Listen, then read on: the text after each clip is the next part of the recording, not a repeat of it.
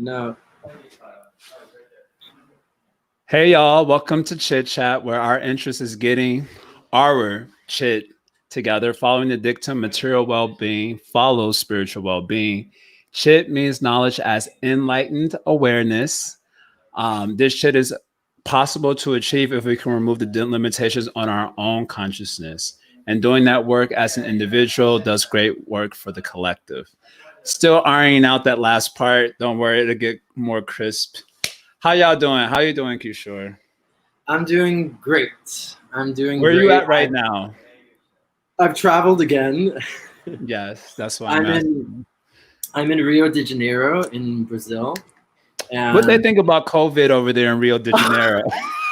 let's just get that out of the way real quick. What they oh think my about god. COVID over there? Oh my god. So apparently it's very interesting because Brazil is one of the countries with the highest amount of numbers. I think I think the United States is the highest, and then comes Brazil, I think, after that. And Okay. so apparently this, like, province by province, it's a different situation according to the governor. But in Rio de Janeiro, apparently everyone's acting like it don't exist. And literally you walk out into the street, maybe like 20% of people are wearing masks. And when you go to the beaches, no one is wearing masks. And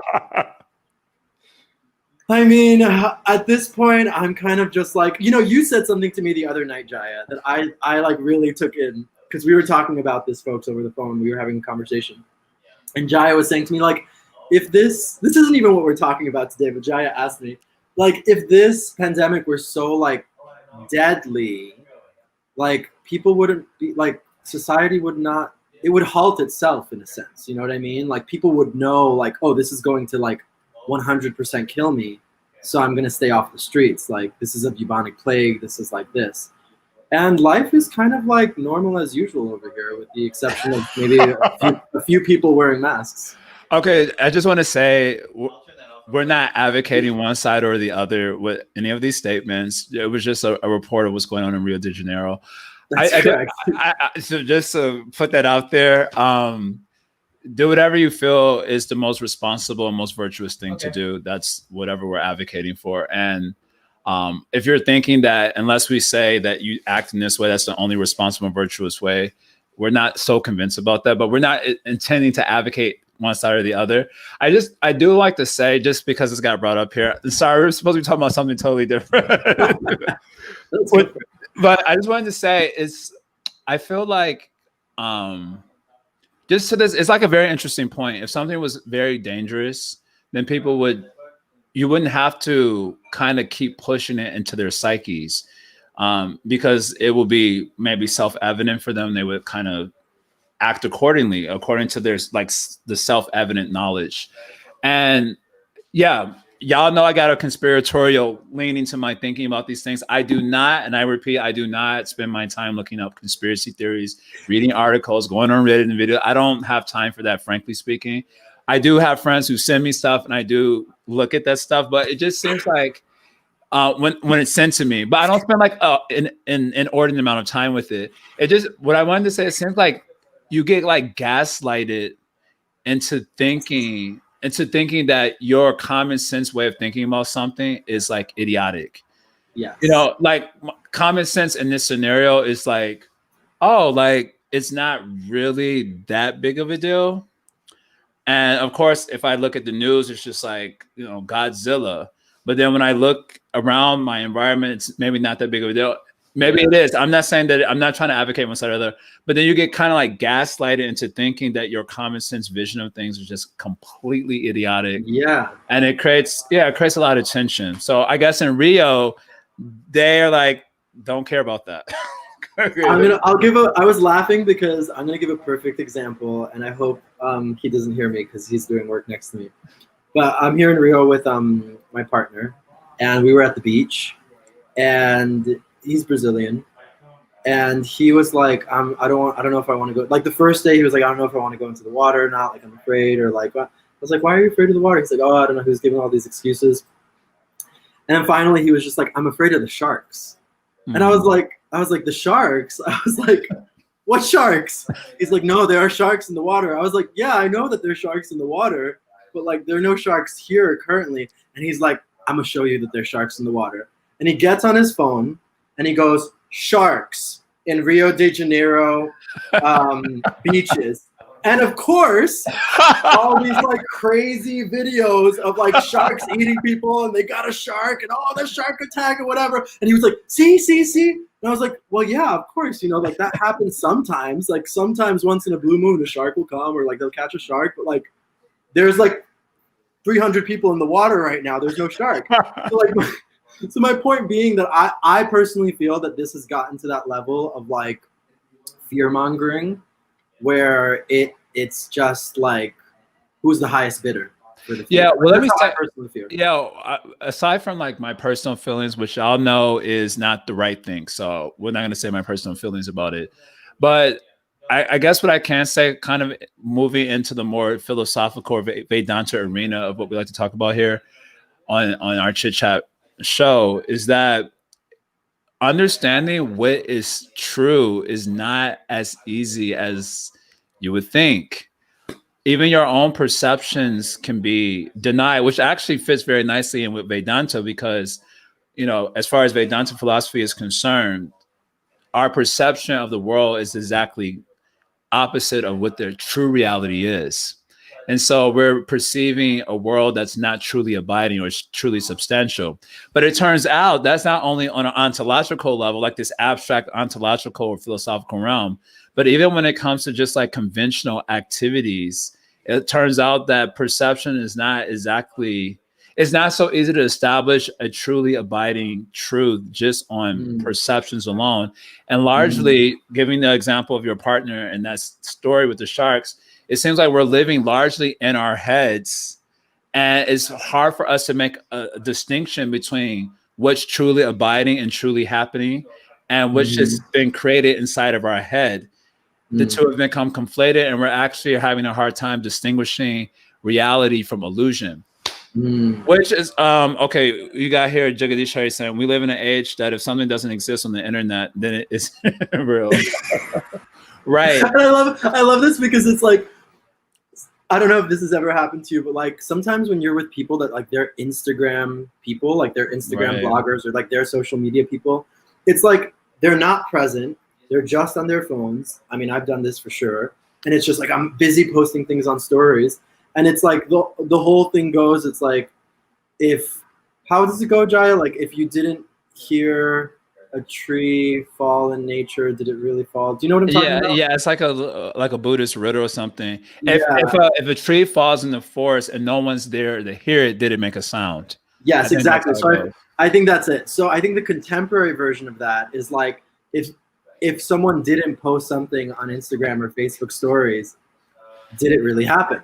Like I have no idea. And I think that that's what's really interesting, because in regards to the truth, it's like, think about like when you're, I mean, I don't know, but like think about when you're like quote unquote dating someone, or like people are like going on these apps to date people, whatever. The first thing that people do is like, let's look them up, y'all. Google that person, right? Facebook that person. Let's figure out who they are.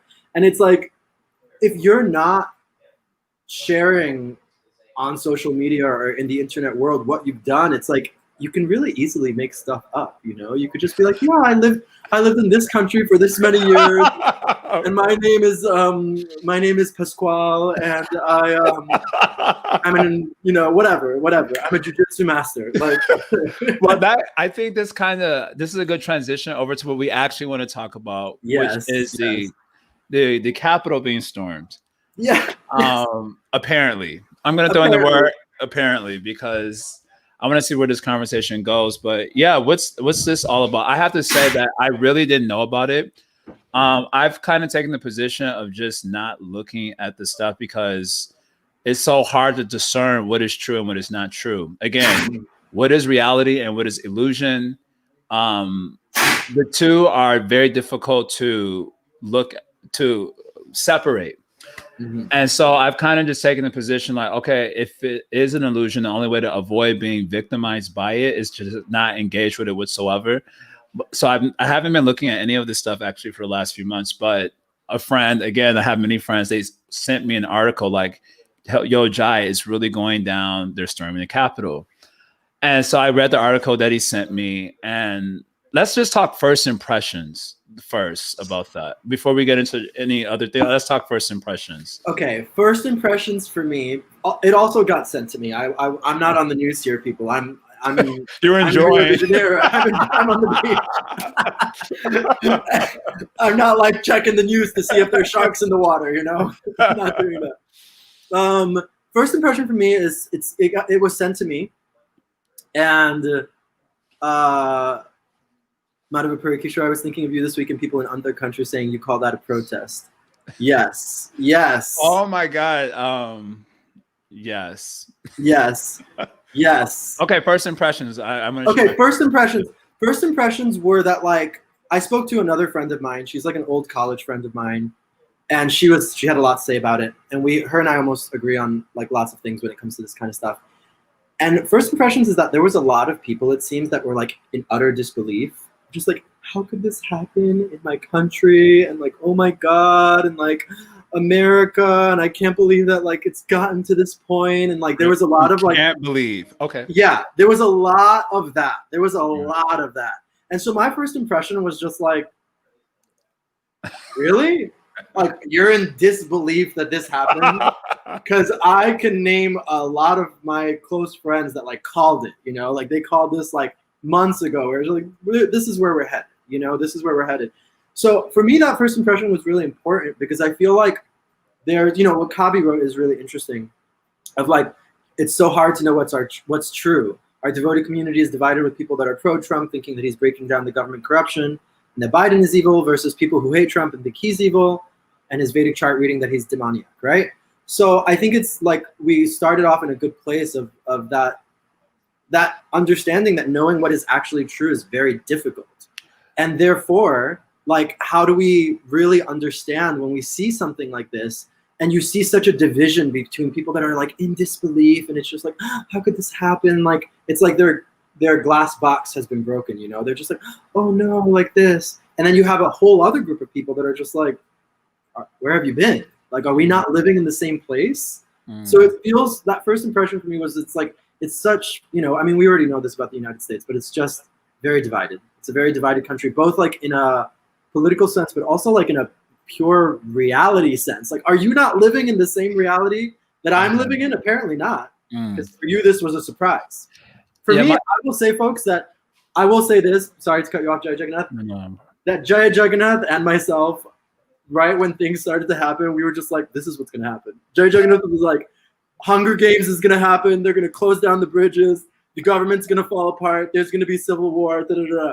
And when I decided to leave the country and come to my motherland in Ecuador, I was like, I don't want to be here for this circus anymore. It's gonna break out into civil war. Bye. I'm leaving. So interesting. Yeah, my first impressions. So I'm reading the article that was sent to me, and I'm seeing the pictures in the article of the guys like taking selfies. What is this? One of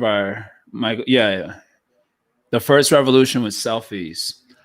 And yeah, my first impression seeing that was like, is this fake? That was literally my first impression. Like, what is the authenticity of this? And then my mind went to, how do I know these are Trump supporters? Like, how do I know that? Like, I don't know any of the people, obviously, in the thing. And I guess it makes sense that it could be Trump supporters, because there's a lot of grievance about how the elections went down, about the fairness of the elections, if there was fraud. I know there's a lot of questions around that, and it does, and maybe from certain perspectives, it does appear like there was a lot of unfair things happening. There is something cheating going on, and that was not in favor of Trump. So those who are his followers will be really riled up about that. I know there was when I started looking into it a little bit more after I got the article, apparently Trump had kind of directed people there with some tweet or some statement that he says, and this is your last opportunity before ... But then later on, I heard opposite to that he was sending out tweets saying that what we need now is peace, but then that got shut down. And so it was just like, okay, I don't know if these people are legit because they're taking selfies and acting a fool. That doesn't seem like anything serious. Number two, I don't really know if they're Trump supporters or not, or if they're just taking advantage of what they're kind of taking advantage of the stereotypical caricature of what they want to think a Trump supporter is to further inflame a situation because they think this is a necessary move for bringing about necessary change. I'm not saying either way. This we're talking about first impressions, and there was one other thing I wanted to say. I'm losing my mind. So that's kind of where my mind and so my mind went into like just doubt about the whole. Oh, and how the hell you get in the Capitol building? Like that's like one of the most important structures in the country, and y'all can just walk up in there and act a fool. Like I found that to be particularly suspicious in my first impression reading the article. Yeah.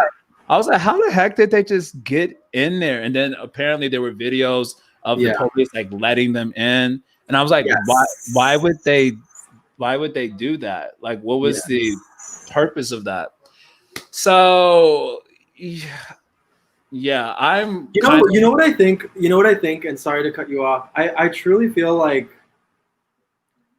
Mario Puri put this, the QAnon shaman was an inspiring actor. I'll stop now. So we talked about this right before signing on, Jaya, that there were also a lot of different hate groups, essentially, like QAnon, that were kind of like taking this as a moment to shine their cause, whether it be white nationalism or whether it be anti-Semitism or whatever it is. And so they were taking this as an opportunity to be like, this is who we are and we're angry and whatever. My gut feeling is that if the police were to shoot all these white people, there would actually be civil war. Like, that's my gut feeling. And I feel like maybe they know that, where it's just like, okay, there's not going to be civil war because they're killing black folk and people of color because whatever, America was, based on oppression and based on slavery and whatever, whatever. It was built on that kind of stuff. But I feel like if the police themselves started just like shooting all these crazy white people, there would actually be civil war, because then all these like intense groups would just take it to that next level. Honestly, I think very opposite of that personally. Because from my perspective, I want to get into another topic, like a philosophical one around this, but just on this particular point that you brought up. There seems to me, and it's been like this since I came out of the ashram and I started engaging with the world that I was really not at all engaged with when I was living in the monastery, that there seems to be a lot of like what appears to me to be like anti-white rhetoric around a lot of these issues. Like when like the Black Lives Matter thing blew up over the summer, it seemed almost okay to have like anti-white rhetoric because of the history of the country. So much so that if people were to shoot these white people, I get the sense that a lot of the country, at least those who are like plugged into mainstream narrative, wouldn't see it as problematic. They would see it as like and then you're saying that it could lead to civil war. I think the other side, I think like the white people themselves would get very, because I actually think that's exactly what would happen. I think that the Black Lives Matter and the liberals and whatever, they just be like, I feel like they'd be like that. And then I feel like the other side would be like, oh, you're actually evil too. And it would turn into okay. This is the philosophical question I want to get into around this. And we kind of opened up with this, and this is the point that struck me as the most important when I was reading the articles and like looking into it. When I say looking into it, millennials, when we say we're looking into something or we're quote researching something, that literally means we looked at 2 Google articles and a couple of tweets and we've researched it. So that's absolutely correct. So we're just putting that out there right now. I researched it, whatever. When I was looking into it, briefly, what was at the core of my heart was like, how can there be any meaningful discussion around any of these topics when you can't make out precisely what is the veracity of the information being presented to you? Whether it's the veracity of the information being presented to your eyes when you're watching a video, because there's so much editing with the video, you actually can't know. Just an example of this, and there was this last year, there was this kid who was a Trump supporter. They all had MAGA hats, and they were like apparently antagonizing this Native American. I don't know if you remember that. And Washington I think Post, so. all Yeah, I do remember. news companies, they did a whole article about this kid. They presented him as like some white bigoted prejudice. He was just like a high school kid at the time. I think he was 16 or 17. They just really did slurs his name like anything. Some video came out of the whole situation, and it turned out that it was in fact a Native American guy who was antagonizing these kids, who like literally walked over there and started antagonizing them. And then they started reciprocating that energy by kind of like making fun, because he was like yelling at them and so on. So there was a whole video came out. Anyway, this kid sued the Washington Post. He sued like 4 newspaper corporations, and he was getting he was winning a lot of money because of them defaming his character in the articles and so on. That's just a very crude example. There are plenty, I'm sure, that anyone can think of. But how do you know that the veracity of the information you're receiving is actually true? Rather it's being presented to your eyes when you're looking at a video that's probably been heavily edited, or when you're looking at articles that don't seem to be neutrally presenting information, but seem to have a very clear agenda in terms of how they want you to think about a situation. I mean, and it's sometimes it's obvious and sometimes it's a little bit more subtle, just the way they put in certain qualifying adjectives when they use when they're talking about a particular person and so on. It's very clear that they're wanting us to like think about this situation from a particular angle of vision. And so not having confidence in the veracity of the information being presented, I don't think it's possible to have a really meaningful discussion about any of these issues unless you're literally involved on a very high level where you're having like real-time ground zero sort of information on what's going on. You can't really talk meaningfully about it. And I feel like what ends up happening in conversations, like we're having a conversation, right? And we have conversation with our friends about these things. What ends up happening, in my personal view of the conversation I've had over the summer, more like altercations, but whatever, conversations, or how they said the discussion.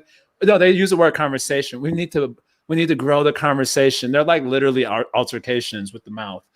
What I've observed is that facts are not as important as views when it comes to these situations, because the facts are very hard to ascertain, because of not only because of the plethora, not plethora, the copious amounts of information, but also because you don't know how the information has been tweaked.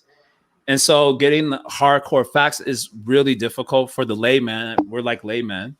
It's really difficult for us to get the hardcore facts of any situation unless you're at ground zero.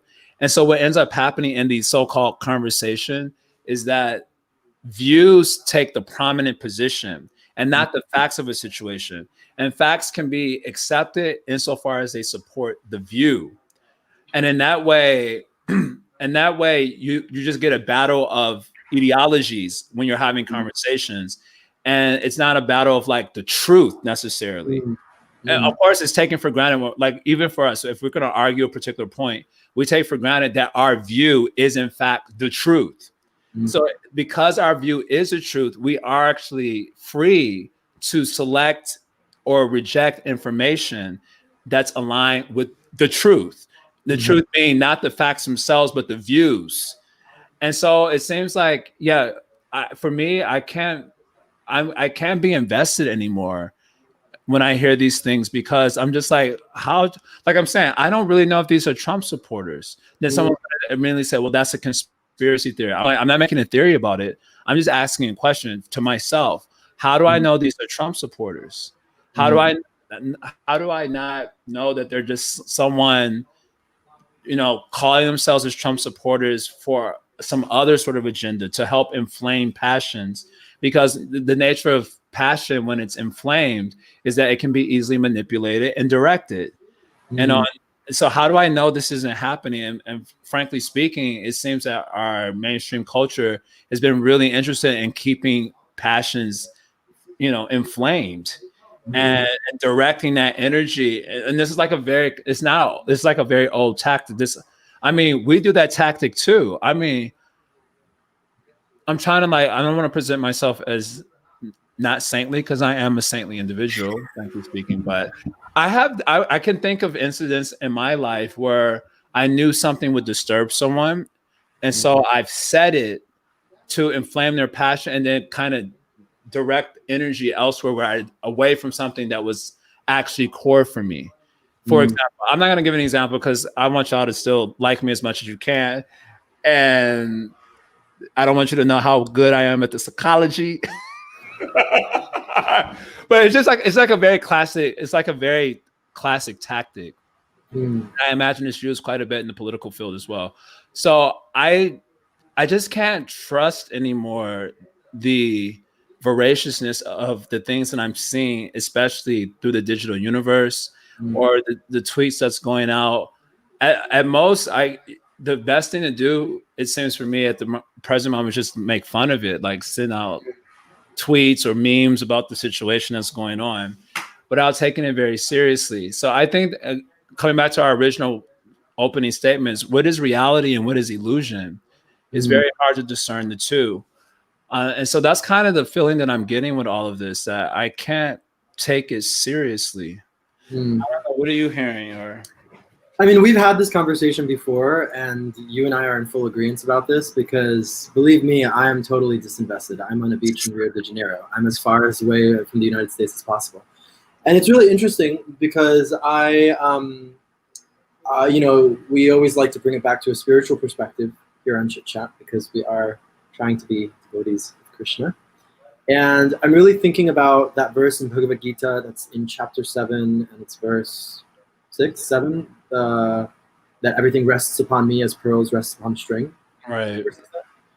And That's chapter 7, verse 7. Verse 7. And essentially what Krishna is trying to say in this is that Krishna is really God. Krishna is really the underlying force behind everything, and not just the underlying force, but the underlying thing that weaves everything together. Right. However, our perception is so focused on form, right, on what's going on in the world, on material form, so the pearls, that we forget about the string, and the string is the substance, right? The string is that substance, like that spirit soul, that spiritual life, that's something that is much deeper. And I'm thinking also of the first verse of the Srimad Bhagavatam, where we are offering our obeisances to Krishna Satyam Param, right? Like the highest truth. And so I think especially in devotional communities, or for anyone that's a spiritualist or practicing spirituality, it becomes kind of difficult, I feel like, because we are clear, or we should be clear, about like what our absolute truth is. However, there seems to be like the disagreements that come from essentially like misinformation, right? So there's supposed facts on this side, and there's supposed facts on this side, and one news source is saying this and one news source is saying that. So then there's a disagreement between friends or devotees. And I remember we brought this up in much past episodes of Chit Chat, where like people are like deleting people off of Facebook, or like, we're not friends anymore because you have an opposing view as me. And you know, then that meditation that we're supposed to be having on the highest truth, on Krishna, on the substance behind all of this, you know, form that is going on in this material world, that is now lost because I've placed my views, my ideologies above that, you know. And I think that that's a very dangerous place to be, because I think I saw what Preeti wrote, and I really I want to get to what Preeti wrote too. Yeah, I saw what Preeti wrote, and I like it. She said, this lack of trust is now becoming dangerous. People second guess medical advice that they really should follow. Intelligent doubt is one thing, but blanket doubt is not good. And I think that, you know, I just read in a part in Bhagavad Gita chapter 8, I can't remember the verse, but Krishna says that through this process, well, this is where he's starting to talk about Bhakti Yoga, chapter 7, chapter 8, but then he brings back like meditation, and he's saying that through this process, you're going to actually get rid of doubt. Like doubt is going to be gone. And I don't know. Yeah, I want to hear what you say about Preeti's statement. I have a lot of things to say about Preeti's statement. Hi, Preeti. You know we love you, so there's no here. We love Preeti, but the lack of trust is now becoming dangerous. So I just that piece first. Absolutely. I came to the understanding a while ago that the thing that allows for a society to function is actually truth. And even a lie functions, even a lie. No, I'm not pretty like, uh-oh. I just want to take a piece of, because it's a loaded statement there, and it's a really important one. Even a lie functions on the strength on the ground of truth, right? Because a lie can only function if it's taken for granted as truth. And so therefore truth is at the very basis of the integrity of any society. As soon as a society's truthfulness is compromised, which means that people within that society can't trust each other for whatever reasons, then the society immediately ceases to function in a very healthy way, and it becomes disintegrated, right? It gradually loses integrity because of the lack of truthfulness. So truthfulness is at the core of the survival of any civilization, frankly speaking. And you can take it from the relative platform all the way up to the absolute platform. Truthfulness is literally the ground of being, so to speak. And life itself is really about a discovery or uncovering of the truth of things. So just to that first part, the lack of trust is now becoming that when there isn't trust, that is extremely dangerous. And imagine you literally doubted everyone around you. Whatever they said, whatever you're doing, it's you become completely paranoid. And it'd be very debilitating, to have that sort of lack of trust. So the question comes up, if there is a lack of trust, or in the context of what we're talking about here with the news and all of that, why is there a lack of public faith in what these people are saying? And I feel, this is a feeling now, we turn on each other when we see like this person or that person doesn't have faith in people who are purported to be authorities. But whose fault is it that there's a lack of faith in these individuals? And they say, well, maybe they'll say, well, it's conspiracy theories. There's a lack of faith. Or if you're asking people on a different side of things, they say, well, it's because there's corruption going on and people have been busted for their corrupt activities. So there's a lack of faith. Or if you look within religious communities, there's a lot of lack of faith or trustworthiness in religious communities. Like I know a lot of younger generation devotional practitioners, they're not interested in getting gurus because there's a lack of trust. And so, well, whose fault is the lack of trust? Well, part of it is people who are jaded, maybe talking stuff. Another part of it is like there's actually been some nonsense that's happened in leadership positions that's also contributed to the lack of trust. So there are many factors that goes into, an institution or society losing public faith. I mean, and on top of that, I'm sure you have the experience once your faith has been betrayed or your trust has been broken in any way, shape, or form, it's really hard to win that back. So if you're a corporation or an industry and you've betrayed the people, you've been busted for it, then the tendency will be to, how you say, impose that on all sorts of well, they're all like this. So that's just one part. Okay, I'm putting the quote back up. People second guess medical advice. So this is put as an example. People second guess medical advice that they really should follow.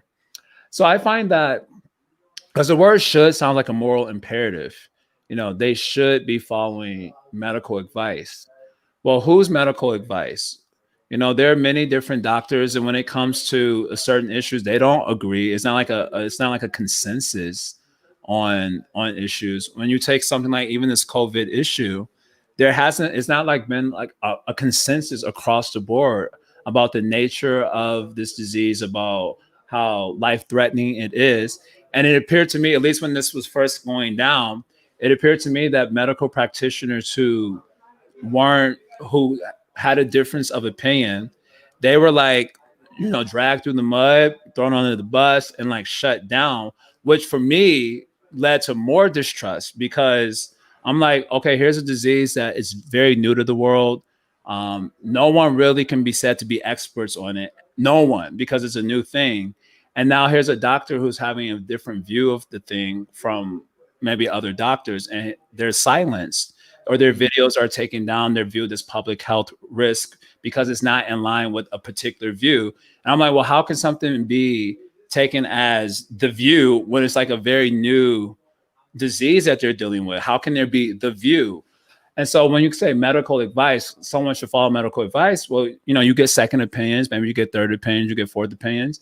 And it doesn't mean that they're all going to be a consensus across the board.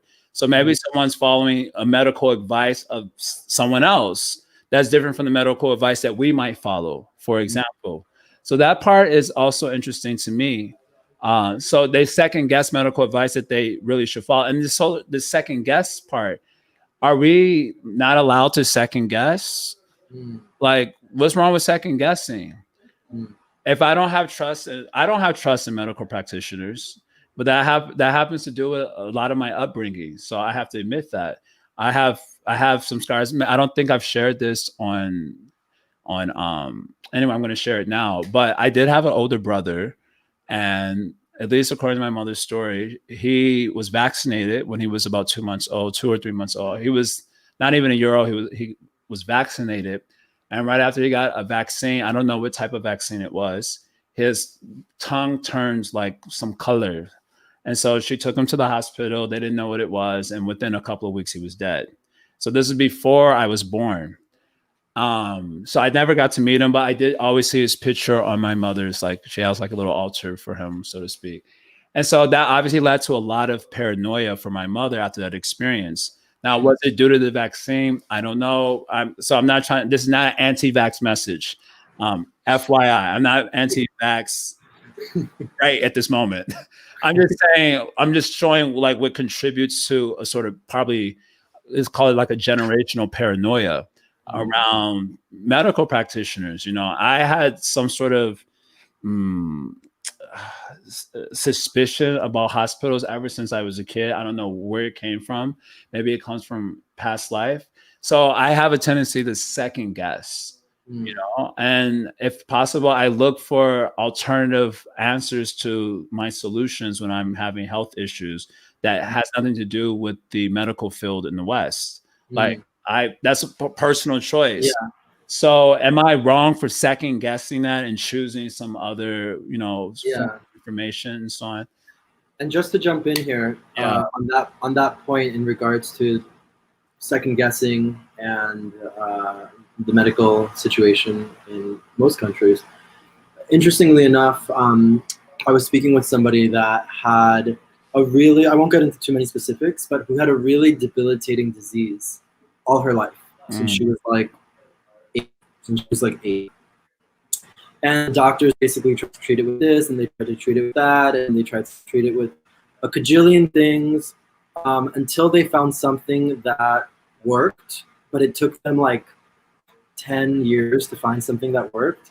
But the thing that worked wasn't necessarily like good for her body. Like it wasn't very good for her body. So she eventually started like doing Ayurveda and herbs and these kinds of things and self-treating and going to Ayurvedic practitioners or whatever. And this is like a story that is very common, like with anyone. Like they're doing a holistic thing and they're starting to feel better, whatever. But what I thought was particularly interesting about this story was that she started to feel very good with the herbs and everything that she was taking. So she went to the doctor to remove the artifice that was placed inside of her body that made her feel better, Western medicine. And the doctor was very shocked that she was having it removed. And when the doctor asked why, she was like, well, I've gone on, these herbs and Ayurveda and X, Y, and Z, and I feel better. And essentially the doctor, in not so, pleasant words, told her that he didn't want her as her patient anymore because she was starting to believe in all of this nonsense. Right. And I thought that was like a very interesting thing because Ayurveda is best, but 90% of people doubt that too. I haven't even seen the other one, but I just thought that was very interesting because it seems like not only is there not room for second guessing something, but then if you do try to second guess something, you're seen as you're an idiot. You're an idiot. You're a buffoon. You're not my patient anymore. Like, you're like this. So, you're believing in all this like crazy mumbo jumbo stuff. So I think that that's really unfortunate because there are so many holistic healing things. And last thing I'll say, I've said this story before. I'm not going to go into full detail because I've already made the story like 8 times on Chit Chat. But if I would have gone with all the medical advice in my life, I'd be missing some organs right now. Let's just put it that way. I'd be in a hospital with a bill this big and some organs would be gone. So that's So at the end of the day, it's, it's your life, my body, my choice.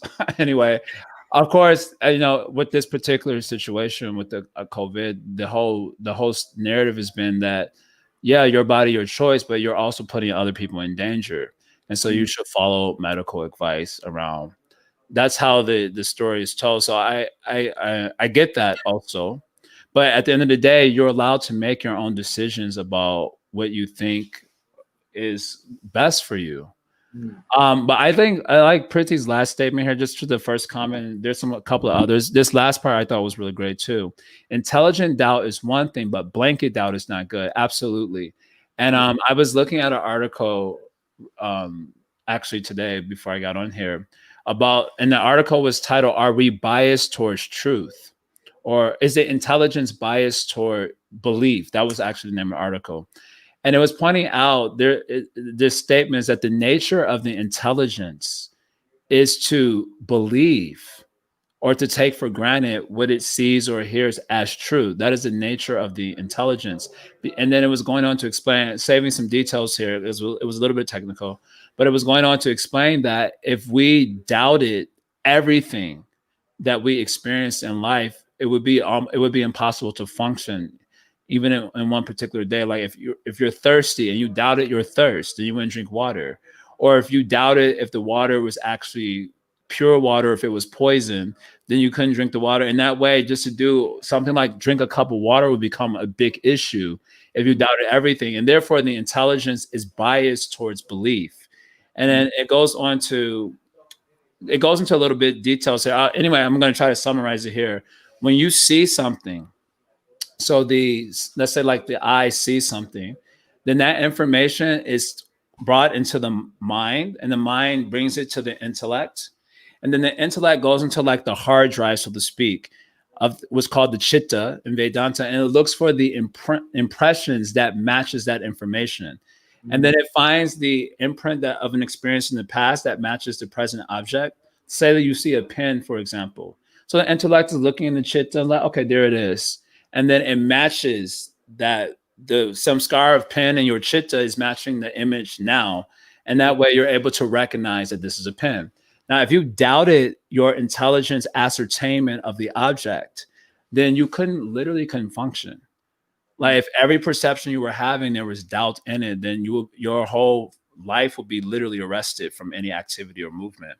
And therefore, the nature of the intelligence is to be biased towards belief. Now, the problem with that is that you can be easily cheated because we do take for granted. And it was also pointing out, this is why first impressions are so important, because your first impression will be used as a template for all future experiences of the same thing. And therefore, we have to give people positive first impressions so that they will use that first impression as a template by which to judge other things in the same category. So now the problem comes is that because the intelligence is biased towards belief, it can be easily duped. So this is another thing that I find interesting, that I think a large amount of people consider themselves to be intelligent. You probably consider yourself to be intelligent. I consider myself to be intelligent. At least I'm not totally foolish. Generally people take themselves to be intelligent. And I think there's this sort of naive that if we're intelligent, that we can't be duped, or that it's very difficult to dupe us because we're intelligent. Whereas, at least according to the statement of this article, that it's not more difficult to cheat you if you're intelligent, because the nature of the intelligence is to be biased towards belief. And so it gave the example of this criminal, Bernie Madoff. Yeah. You know him. You know his story. Yeah, somewhat. It was a while ago. Yeah, I didn't know his story, so I looked him up. Anyway, he did a Ponzi scheme, and basically, bro, he literally was like stealing something after he got caught. There was something like $65.5 billion that he had cheated from all these investors in his company. And I suspect that these investors were intelligent people. They're making billions of dollars or millions and millions and millions of dollars. They're not foolish people. They're intelligent people. And yet he was able to cheat all these people basically with some words and charisma, like literally with some words and charisma for years. Like he said, he started doing the Ponzi scheme in the early 90s. And the FBI, I looked it up.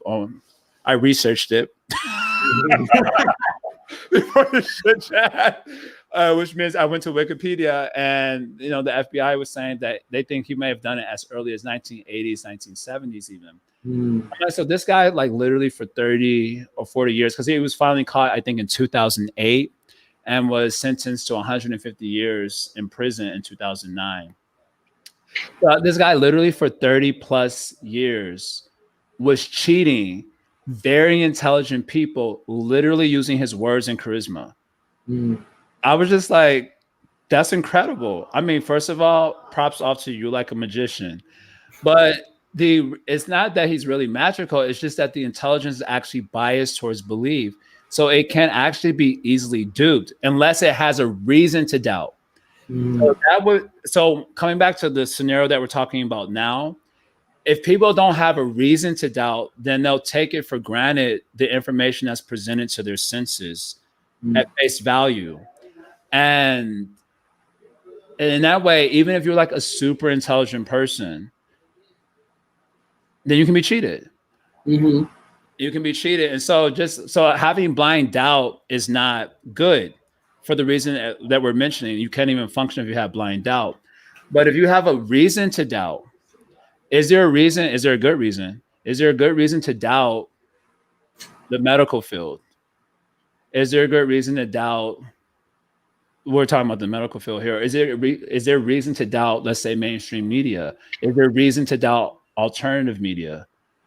And if the answer is yes, which I think the answer is yes for a lot of these answers, then it's not blind doubt, but it's coming from reason. There's a reason why they're doubting, and they're making it difficult to take for granted the information that they're receiving. So anyway, I agree with that statement overall. I'm just wanting to put that out. Yeah. And just to add to your list, is there a reason to doubt, because this is what we've been speaking about, is there a reason to doubt like a government, or in this case the United States government? And it's really interesting, because just going back to Madhav Puri's comment all the way at the beginning, which I don't remember word for word, but where was it? And he was thinking, oh yeah, Kishore, I was thinking of you this week, and people in other countries saying, you call that a protest?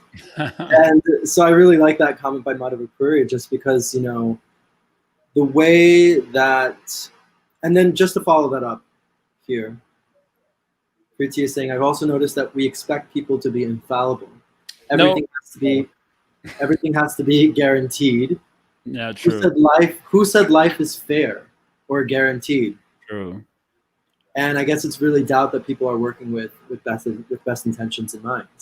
And I think it's just really interesting, these two statements, because Madhav Puri was essentially saying like there's a cultural difference between how we look at protests or how we look at governments or how things have gone so differently in other countries. And perhaps there's like a false expectation on the United States where it was like, the world leader country and like the trendsetter for truth, the trendsetter for social fashion, the trendsetter for culture and what, being dignified and whatever, etc. means, And it kind of seems like that is slowly like, I don't know if it's coming to an end. I don't want to be like, an apocalyptic whatever, but I think it's starting to fizzle out a little bit, and people are just realizing like, oh, life's not fair. Countries aren't fair. Shit happens, whether it be in this country or whether it be in the United States, which was this like mega amazing country. And so, people aren't infallible, and neither are governments, they're actually very fallible. And I think that the problem comes when we are not open to that. I think the key word is intelligent doubt. Because of course I have to have intelligent doubt, but where is my intelligence based on? Where's my intelligence coming from? Because I love this example that you gave of what was his name again? You just gave it. Bernie Maddox or something. Yeah, Bernie Madoff. Yeah, Madoff.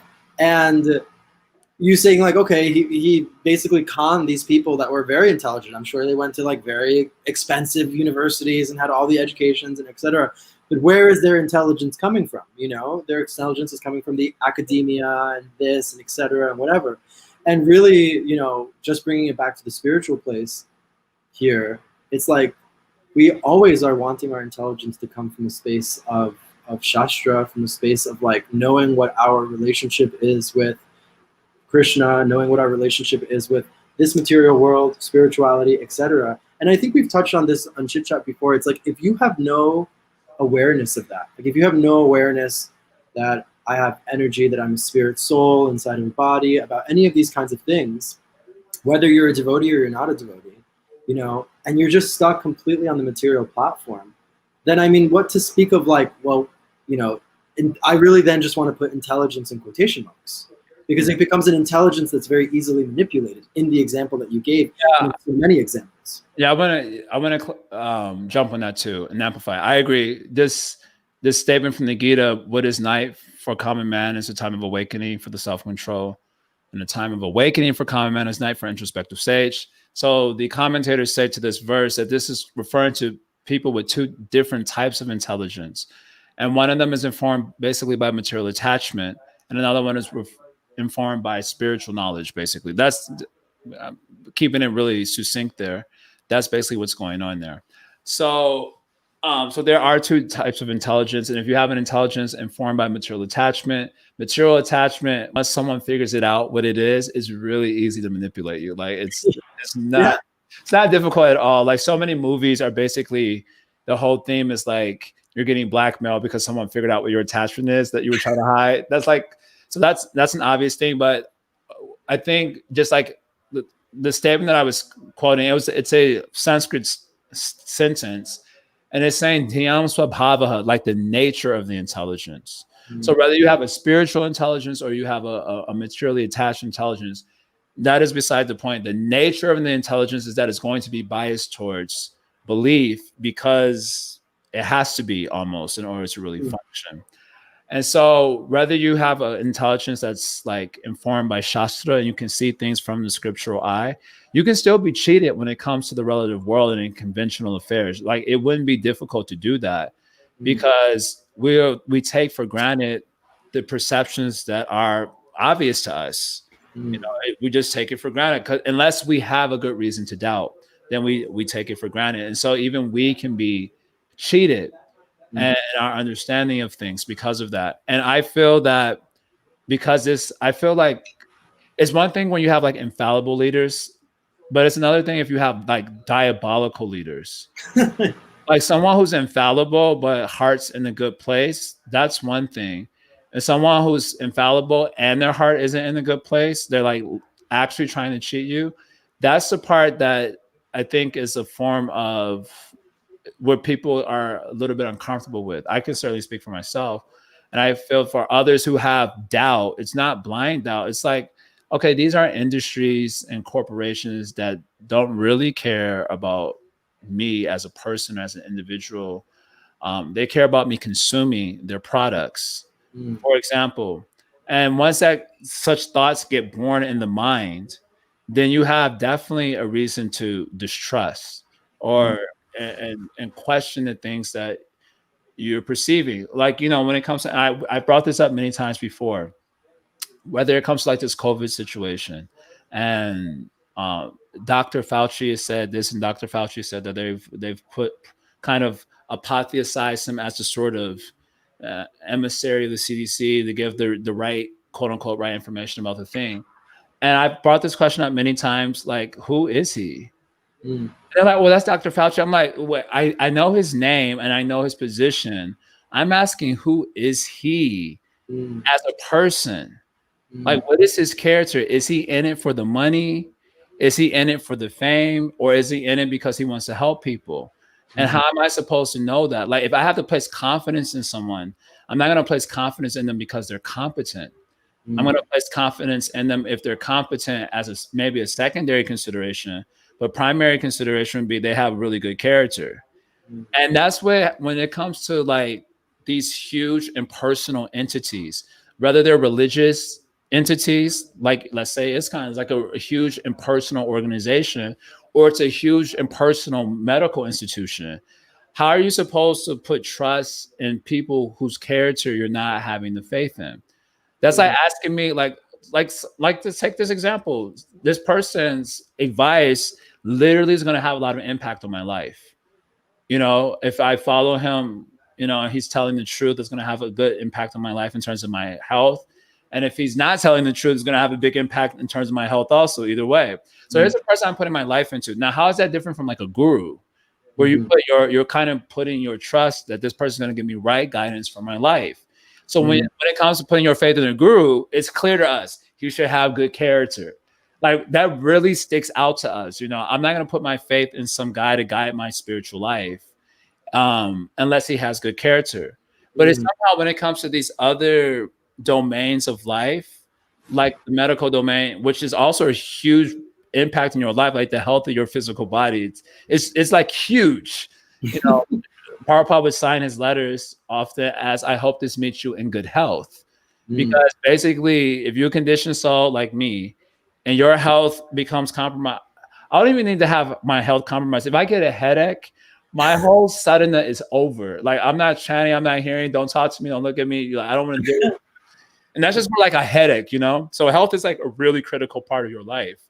So I'm going to have someone be giving me information to guide my health, why should I not also be equally confident in his character to give that guidance? And that's why for me, when you start to scale it up, anything, whether it's the medical field or it's the religious field, when it starts to scale up and is not kept within like a small village format where everyone really knows everyone, and therefore there's more of a sense of interdependence and responsibility to the people around you, when it's scaled up and it's completely impersonal, then you make it more difficult for you to be a trustworthy individual. Or let's say if I'm part of such an impersonal template. That's not the word I'm looking for, but anyway, I'm part of such an organization or template.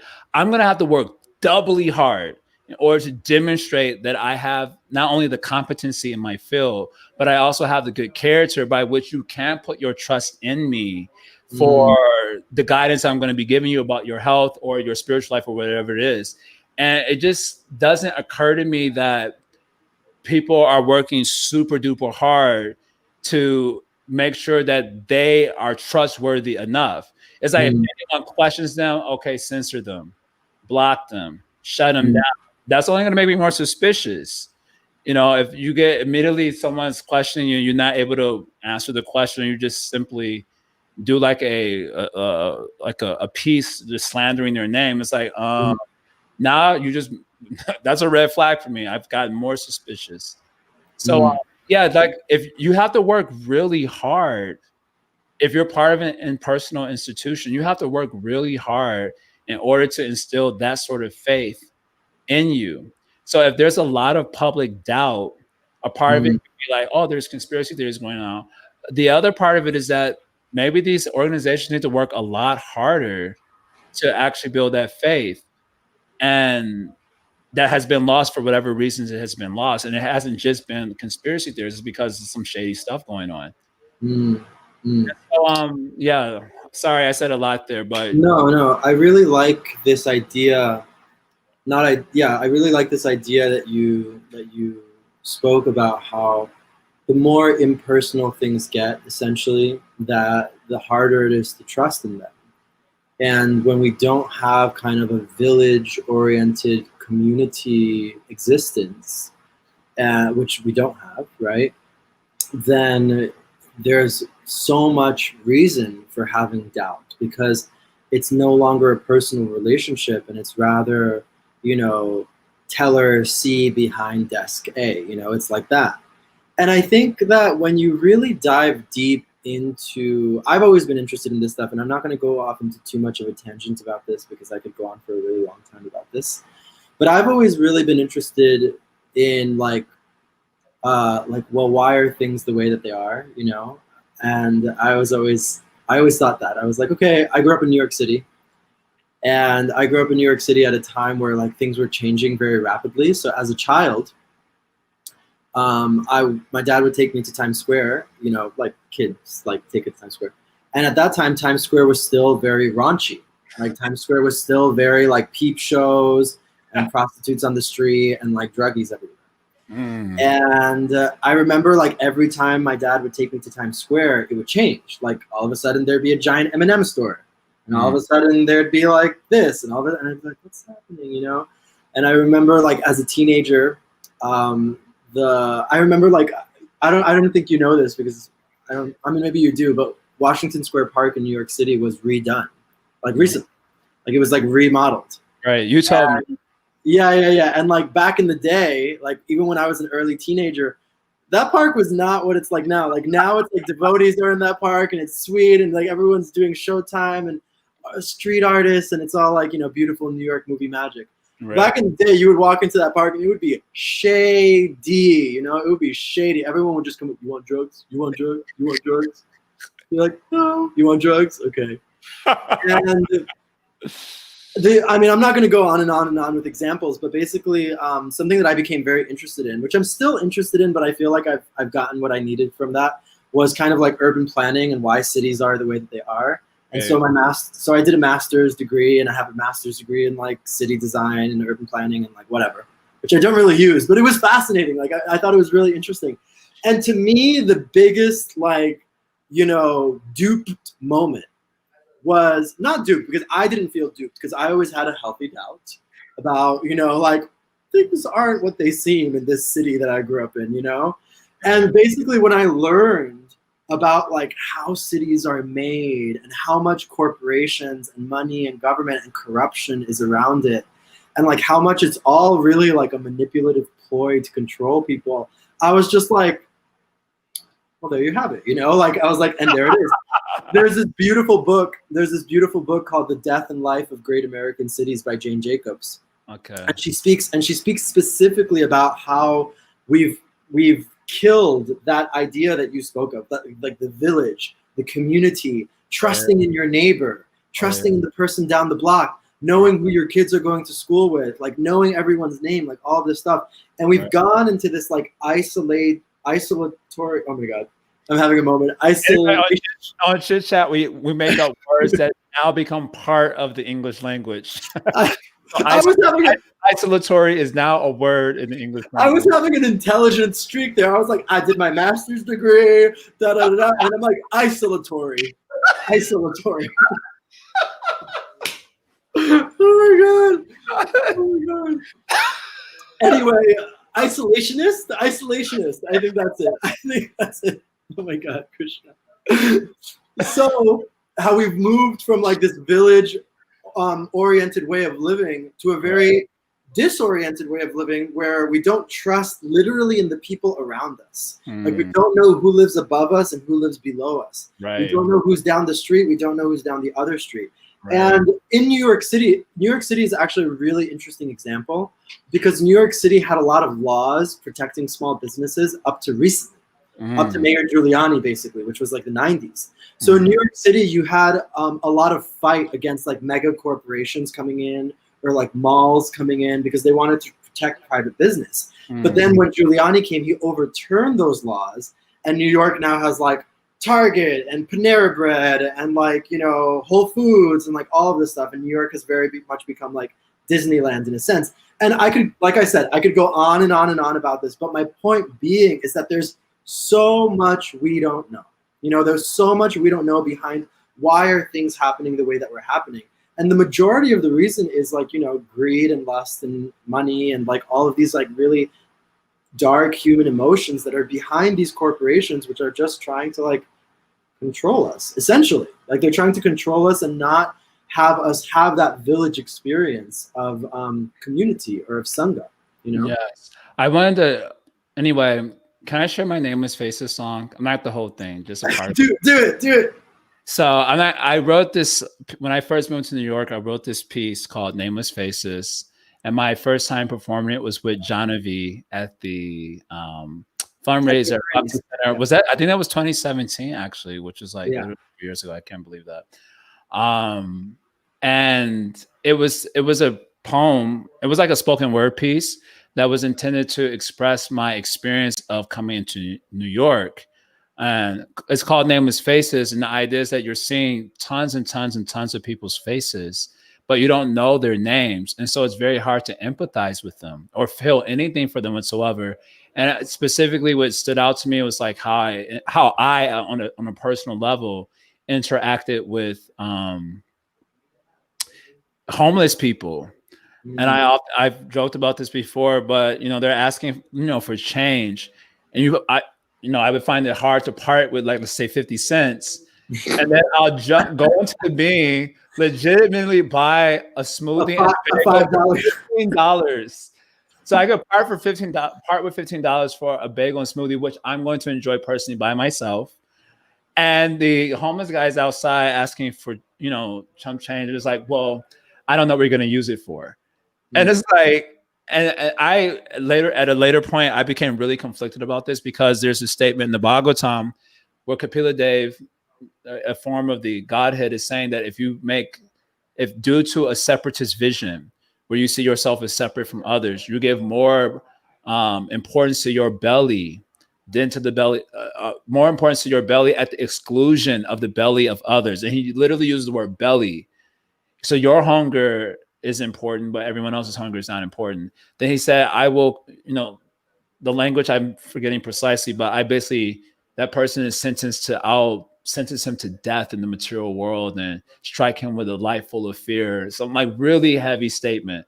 And the whole context of that passage, Kapila Dev was trying to help us to see that we're not separate from the ground of being, Paramatma, and as such, we're not separate from one another. And so if we have this sense that I'm separate from you, which is a psychological separateness, then he's going to, punish you basically with fear and anxiety. And that's exactly, that is a punishment. Always suspecting your neighbor, always afraid, or conversely, not able to feel anything for them. So I wrote a song trying to convey that to the best I could. I called it Nameless Faces. I don't know your name, so I don't care about you. So if I need to make some extra money and that involves me, I was going to say sticking the needle. Like that sounds really political, but that if I need to make money that way, then I can do it without feeling. I don't have feeling for you. And so all of this contributes to the culture of distrust. That's the point that I'm trying to bring out. And so then when you say I don't trust these people, they're like, well, why don't you trust them? They're professionals. They're Dr. So-and-so. I'm like, because I don't know who they are. They don't know who I am. Will they really care if I die because of some mistake that they made and they have impunity for? Like, will they really care? I would imagine it'd be a lot harder not to care if they did know me and there was a relationship there, but they don't. So anyway, that was the concept. I'll share a little piece of it, just a little part of it. I like it. I love it. I was proud of it when I wrote it at the time, but okay. Okay, it goes like this.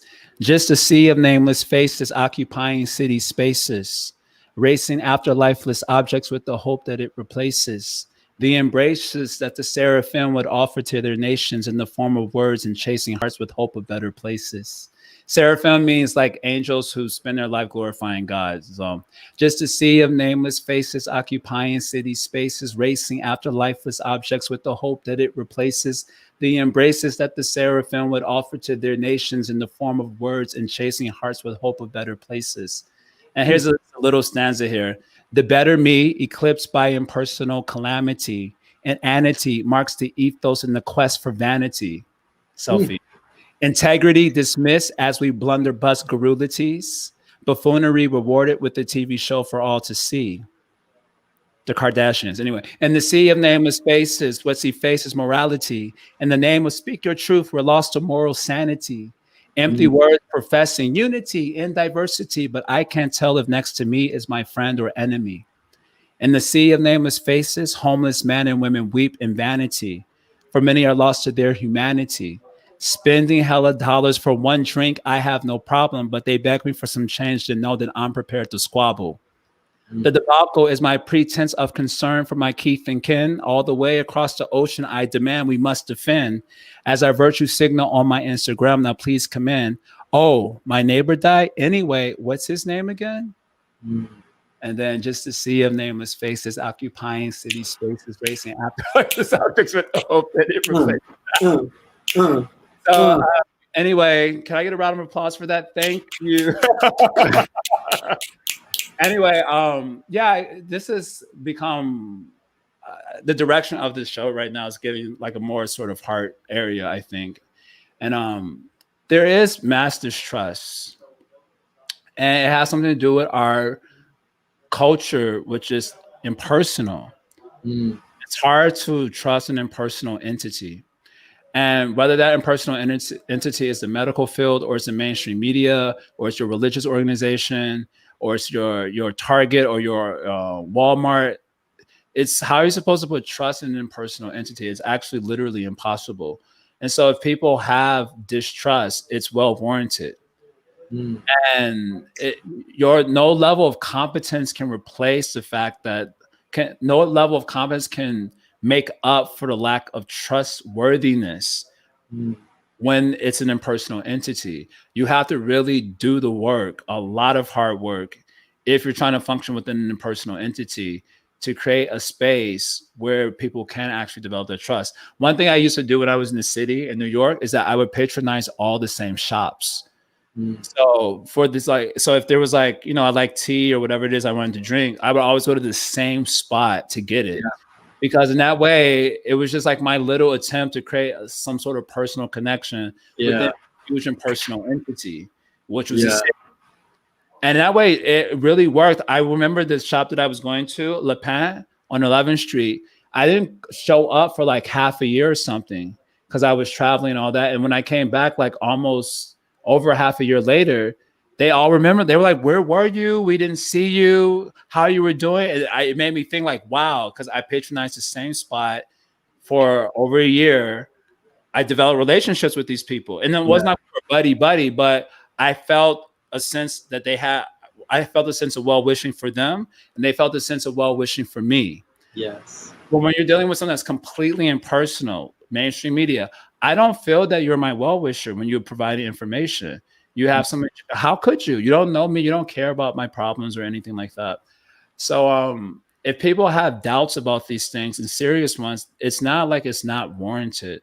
And I guess I'm making a case for myself because I'm one of those people with serious doubts. And I don't like being called an idiot just because I have serious doubts about these impersonal organizations of people whose characters, I don't know at best. And I suspect, honestly speaking, and the way that things are going. And so, yeah, I'm defending. I was gonna say that isn't that the best? When like people know your name at your like local. Oh, absolutely. At your local cafe or like little place. Like I remember the same thing happened to me. I always visit the same places in New York when I'm there. And I remember for the pandemic, I did the quarantine at my parents' house in Queens because that's how it turned out.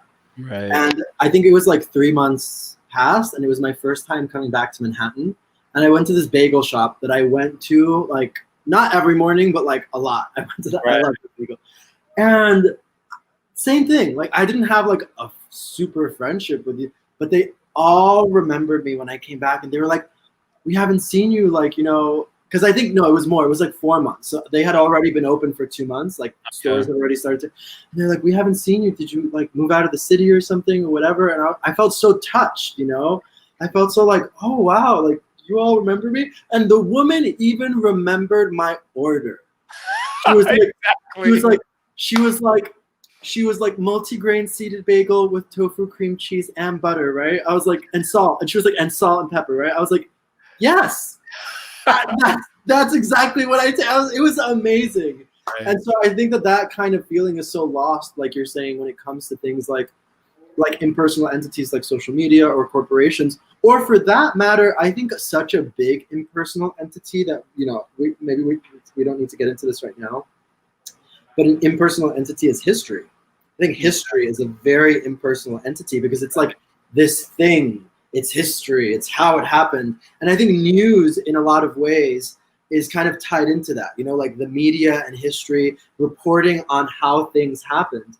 And I've said this before, Oh yes, thank you for pulling this up. David Madaba Peru is saying, I'm thinking of how American Vietnam soldiers began calling all Vietnamese people Charlie so that they could kill them without considering it was a small child, old man, mother, etc. So that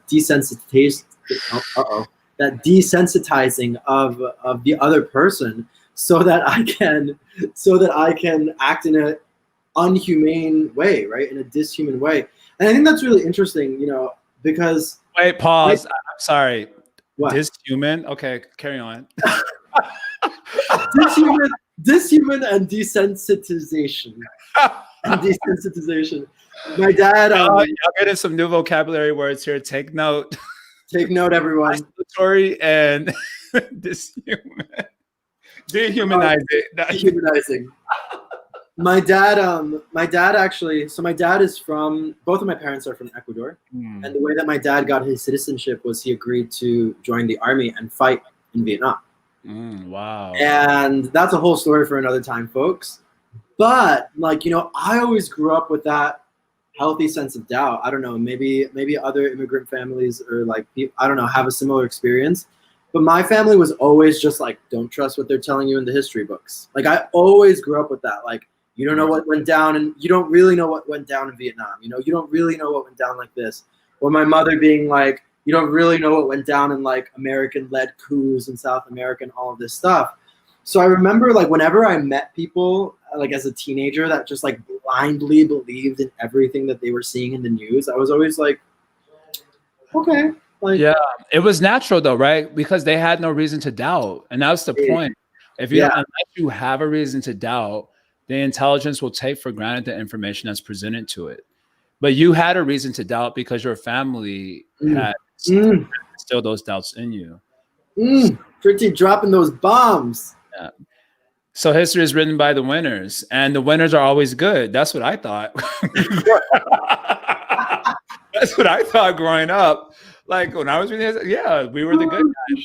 That's obvious, And I had no reason to doubt that. I watched a lot of movies, and in the Americans, we were always the good guys. So we're the good guys. And I would have never occurred to me to really doubt that until you came into adulthood. And you were like, wait a minute, people are changing stories and narratives. And then you get a little bit older and you do a little research, And the thing is, it doesn't take that much research. Right. It doesn't take that much. And you realize okay, Americans aren't always the good guys, for example. So unless you have a reason to doubt, you're not going to doubt. And I personally think that we get taken advantage of. That principle gets taken advantage of. So at this point, I don't know if it's really possible to have, just coming back to our original subject matter, maybe closing out. It's not really, I don't feel that it's really easy, if at all possible even, to have a proper conversation around a lot of these current events, particularly in the political domain. It's complicated by a wilderness of lies. And to separate the lies from the truth at this point is becoming basically exceedingly difficult, or exponentially more difficult, if not totally impossible. So what to do? So someone they stormed, Trump supporters stormed the Capitol. I'm like, yeah, whatever. Maybe they did, maybe they didn't. I really don't know at this point. And what do you want me to get out of that information? Honestly, that's the question. What am I supposed to get out of that particular point that you're making to me? That all Trump supporters are bad or evil people? Is that what you want me to get out of that? That they're what is it you want to convey to me by supplying that particular information? And that may be a more important question to ask, because figuring out the facts of a situation is becoming so difficult. I'm finding that an interesting question to ask is, what is it that I'm supposed to understand from this particular information? So if the message I'm supposed to get out of this is that these people are evil, is that a healthy message to imbibe? Is that what you want me to learn? Okay, now that I conclude that they're evil, is it okay if I shoot them then? Because evil is bad, right? So what is it that they're trying to convey to our psyches with this sort of thing? I find it to be a more healthy question than trying to just figure out or just taking for granted at face value what I'm hearing or seeing, particularly when it comes to these sorts of domains. Yeah, just to these Oh, last two comments I thought were very nice. Kavi is saying, I remember being 12 in Japanese class and feeling so sad hearing about the Hiroshima bombings and hating on the US. But then I went to Pearl Harbor a couple of years later and hated on the Japanese, hearing their stories. So it's interesting to see how stories affect our emotions and stance on which side is right or wrong. absolutely. Absolutely 100%. And I think what you were just speaking to, Jaya, is really important, specifically regarding Kavi's comment, because it's like, what are people trying to gain by speaking to us about those kinds of things, you know? And like, what's the real message? What's the real messaging behind? Right. And I think it's like, you know, a lot of it is like power struggle and like, you know, wanting you to be on our side of the fence and like our story, and my version. Propaganda. Propaganda, yeah, basically propaganda. And then Marupuri is mentioning this book, which is a very good book, Howard Zinn, People's History of the United States, and it's the history from the voice of the losers. This is a very interesting book. If you've never read it, it like gives you a whole different understanding. And just to close it out, yeah, I think it's very interesting as well because, you know, this whole topic, I'm also the same, like when I'm hearing things about the government and things going on in media, I'm kind of just like, okay, you know, like it is what it is, and I'm sure they'll figure it out, or they won't. And I think like, and I think that, and I think that, you know, on a personal level, it, not only on a personal level, but on a trying to be on a universal level, and what we try to advocate for here on Chit Chat, and you know what we open up with always here on Chit Chat, and we'll end with this again, is that Chit means our enlightened awareness, like our internal state. And if the dictum that is being said is material well-being follows spiritual well-being, so if my internal awareness is off, if I don't have a good relationship with my internal self, with my relationship, a good relationship with God, then how in the hell am I going to have a functioning relationship, a stable relationship with the world beyond me, outside of me? And how am I going to be like a individual who isn't just going to be like, you know, a voice of propaganda, you know, or someone that's very easily manipulated into being snatched into one person's view or one person's story, you know? And rather I'm standing alone, or not alone, but I'm standing in truth, essentially. I'm standing in truth. Yeah, absolutely. So I Cool. think at the end of the day, we have to, when we're, the Viktor Frankl quote, if when we're no longer able to change the world, we are challenged to change ourselves. Mm-hmm. It's Mm-hmm. basically come to that point. Like the world is going mad, not going, they've been mad, but they're really ramping it up. So now it's gotta be, it's gotta be me. I gotta do the work. Yeah. So Well, thank you everyone for joining on Chit Chat. We'll see what next week has in store. I was telling Jai, like, really the stories are just writing themselves. We barely have to do any research to find things in the news. So we'll see what we have in store next week. Thank you all so much for joining us for Chit Chat. Thank you, Jai Jagannath. And we'll be here next week, Monday at 5 p.m. Eastern Standard. And thank you, Bodhika, as well. Thank you everyone for listening and tuning in. Priti Madhavapuri, David Madhavapuri, Kavi, Jagadish Hari. Thank you all. Have a wonderful evening, and Hari Hari Bol. Hey, hey.